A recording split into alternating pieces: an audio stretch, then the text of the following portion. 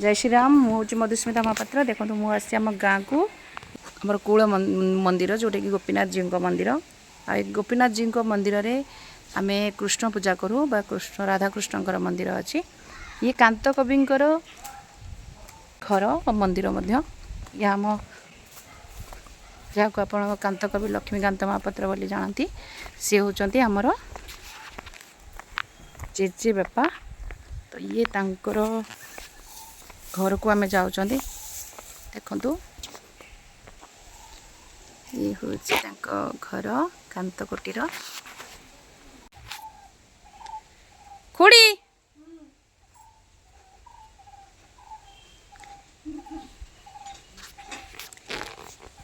ये आम खुड़ी जे कि कांत कवि लक्ष्मीकांत महापात्र नातुणी बहु ये बड़ नातुणी बहु।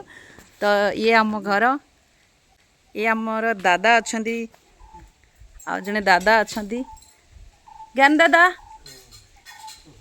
एपटे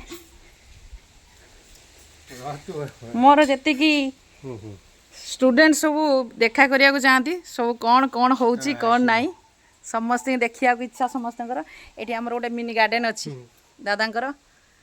तापर ये केते फूल गछ प्रबल फूल गछ। ये आम बड़दादा घर घुटू दादा घर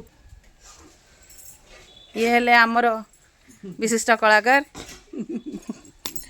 हाँ खुड़ी मु चलली आज आम रहीलु आम ए गाँ को बाहर गाँव रु घर को बाहर ये आम कांत कुटीर विदाय नेलु।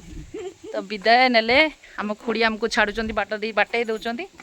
तो एबे आम चलिलु एबे आम जा कांत कवि लक्ष्मीकांत महापात्र स्मृति भवन आड़ को। तो स्मृति भवन रे तांकर प्रतिमूर्ति मूर्ति रखा जाइए और प्रतिमूर्ति रे तांकर विभिन्न प्रकार पाठागार विभिन्न प्रकार बही रही जो बही रे पिला माने आसी संध्या बसती पाठ पढ़ती। आउ ए स्मृति भवन तांकर बहुत दिन हो गलानी।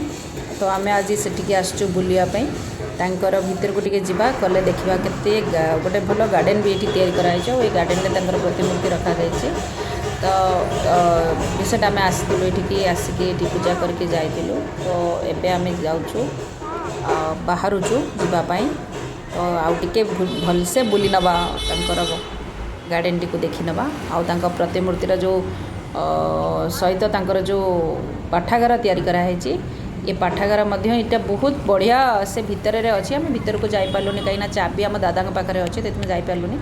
तो आम एबे बाहर को जीवु एबे आम जीवा आम एबे फेरिबा भद्रक फेरिबा आम गाँव रू बाहरलु। गाँव परिवेश एते सुंदर लगे जब बारंबार आसिया इच्छा हुए बट सुविधा तो हुए नहीं आसापी। पुणी थे आम के गाँव को आसवा आसिकी किसी समय काटिबा आ से समय रे आमे देखिबा आउरी किछि नुआ जिनस देखिबा। आज एतिके थाउ। जय श्री राम।